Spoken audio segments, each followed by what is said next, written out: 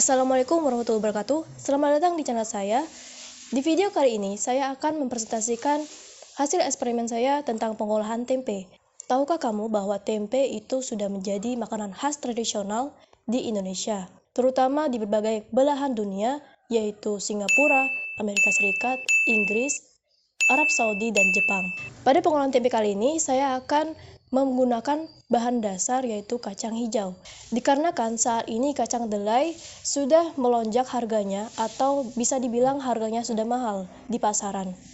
Oleh karena itu, saya sebagai alternatif menggunakan kacang hijau untuk menggantikan kacang kedelai ini. Pada proses pengolahan tempe sebelum fermentasi, kacang hijau ini terlebih dahulu dibersihkan dan dipilah-pilah biji yang mana yang jelek atau yang mengapung. Setelah dibersihkan, kacang hijau ini direndam selama 10 hingga 12 jam atau selama semalaman. Setelah 10 jam, kacang hijau ini kemudian direbus yang bertujuan untuk memudahkan hidrasi air ke dalam biji kacang hijau dan membuat beberapa senyawa kompleks yang berantai panjang ini seperti protein maupun karbohidrat yang berubah menjadi senyawa yang lebih sederhana, yaitu rantai yang lebih pendek sehingga menjadi nutrisi yang mudah larut. Lalu juga ini dapat mematikan mikroba atau bakteri seperti mikroorganisme bakteri gram positif maupun gram negatif, yang diantaranya itu Lactobacillus casei, bakteri asam laktat dari Enterococcus, Staphylococcus, Streptococcus, Bacilli, Enterobacter, Klebsiella, dan coliform yang lain. Sebelumnya saya mengalami kegagalan dalam proses pengolahan tempe yang dikarenakan saya hanya mengukusnya saja,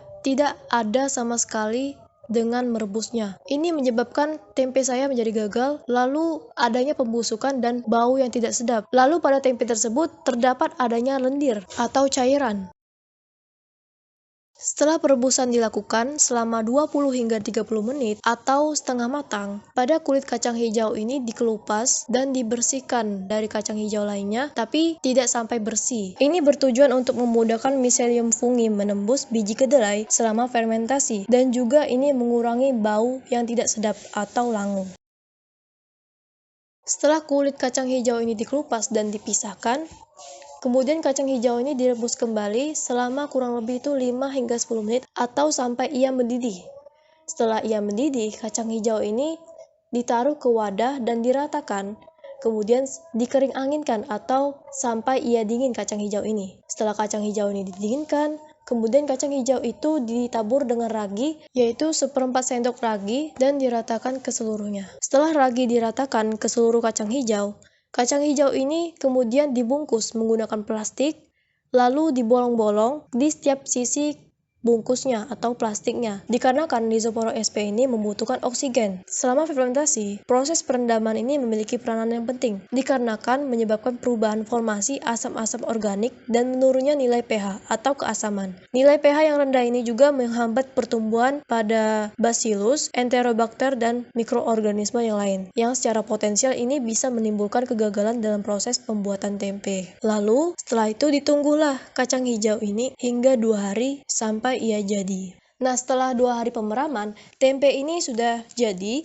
Nah, dapat dilihat pada tempe tersebut sudah berbentuk padatan kompak dengan warna yang putih, lalu juga berbau khas tempe. Dan ini ada juga yang setengah jadi atau belum tidak sempurna, dikarenakan pada tempe tersebut yang di bawahnya itu terdapat lembab atau dapat dikatakan ada tanda keuapan pada tempe ini, sehingga hal tersebut tidak sempurna atau setengah jadi. Menurut Sivera et al. Tahun 2022, pada penelitiannya, bahwa tempe yang dibungkus dengan plastik itu lebih rentan terjadinya kondensasi uap air daripada tempe yang dibungkus dengan daun pisang. Itu dikarenakan daun pisang ini memiliki daya simpan 4 hari, dengan kondisi lembab pada daun pisang itu tidak terjadinya kondensasi uap air dan juga memiliki kadar air yang rendah. Sedangkan pada plastik itu kemasan kedap udara yang meskipun sudah dilubangi sebelum proses pengemasan kacang hijau. Baiklah, mungkin itu saja yang dapat saya sampaikan pada video kali ini. Terima kasih sudah menonton sampai akhir. Wassalamualaikum warahmatullahi wabarakatuh.